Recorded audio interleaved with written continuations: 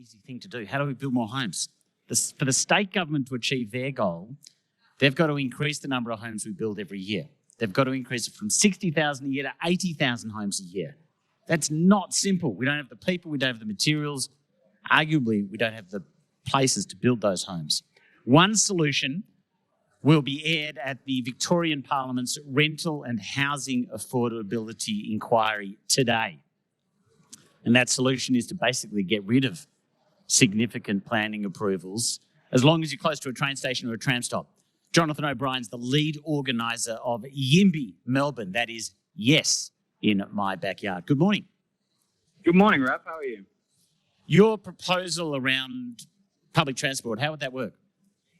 Yeah, so the thing that we're proposing basically is that currently in inner city Melbourne, it's more or less illegal across lots of Melbourne to actually build medium density homes. So sort of up to 6 stories, the kind of stuff you see across all of Europe, around transit hubs, so that people can access amenities, so that people can actually move around the city without having to rely on a car. We're proposing that the government simply change some of the zoning regulations and allow us to actually build homes where people want to live. It's not simple though, is it? If all of a sudden there's 6 stories popping up within 1.5 kilometres of every train station, that's a big change to what our streets look like. It's a bit of a change, but not that much. There are a lot of train stations around Melbourne, sort of especially in the Brunswick area and sort of even further out around Ringwood, where there are activity centres. The government is already sort of putting in residential growth zone activity centres where they are actually supporting small amounts of this development. Our suggestion is simply that it should be more widespread across our train and tram networks. Developers say they can't really make money with the 6 stories. They need to make the bigger towers. I think of a train station like Elstonwick. The towers there are 13, 14, 15 stories. The developer's argument is they need that many stories to make money. What do you say? I say that a large part of that is because of land costs and land scarcity. That's definitely what we hear when we talk to developers. So because there are so few sites where you can build even 6 stories, it means that the land cost of sites where you can build anything more than 2 stories is astronomical. It costs so much. But if you change the zoning and you take the missing middle plan that we've put forward and you actually upzone sort of 5% of Melbourne, you would see an abundance of land which would allow developers, a lot of smaller developers too, to actually build small builds, things like the Future Homes program. You know, it doesn't have to be 6 stories, but if land is cheaper, we can have more diversity of housing. And that's really what we're proposing, is make the land more abundant, make the land cheaper, and give developers more options and more competition in the market as well. And you want 10% of those new homes to be public housing or social housing. Correct. Are you sure there's enough people interested in building those sort of buildings and then 10% of them being social or public housing?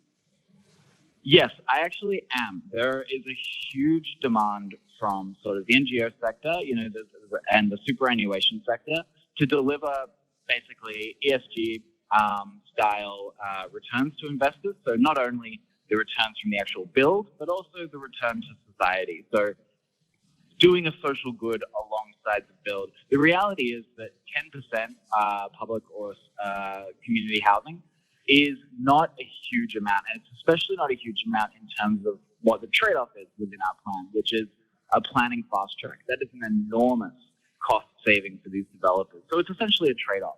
You can build here, we'll support that build, but in return, you help replenish our social housing stock, which is grossly under provisioned within Melbourne.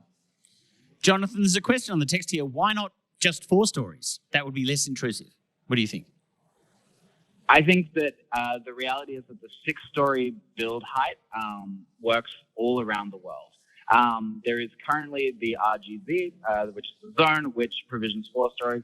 We're saying 6 because 6 is livable. 6 also allows mixed-use development. So it allows you to have a bottom floor, which is commercial, a wine bar, a cafe, a library, while still providing a lot of housing on those upper floors. Look, it doesn't have to be 6 stories in the area. What we're saying is that 6 stories should be allowed.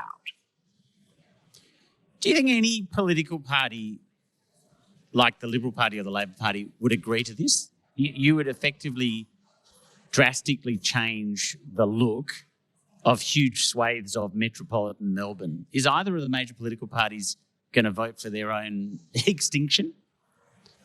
I don't think there would be a vote for the extinction. I think that there is a large number of people who want to see this happen across all parties.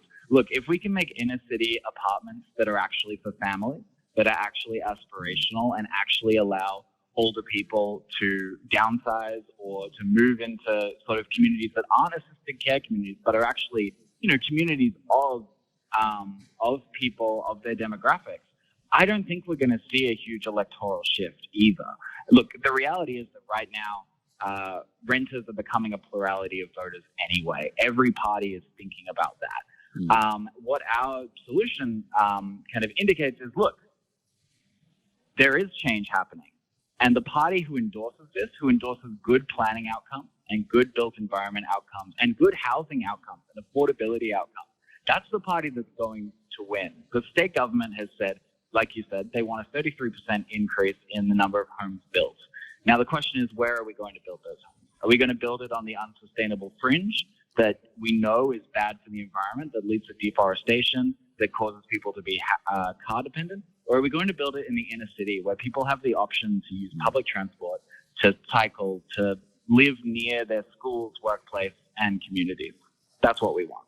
Jonathan, I want to get to calls, but a lot of people asking on the text, wondering if you work with either the property industry or the building industry on these plans.